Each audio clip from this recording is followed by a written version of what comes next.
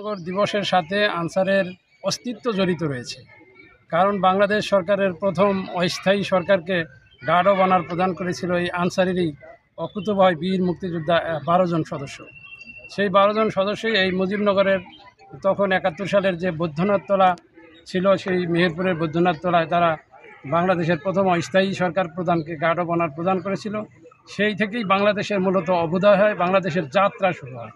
আমরা জানি সেই অকুতোভয় বীর মুক্তিযোদ্ধারা এরই মধ্যে অনেকেই ইন্তেকাল করেছেন, বাকি 2 জন জীবিত আছেন।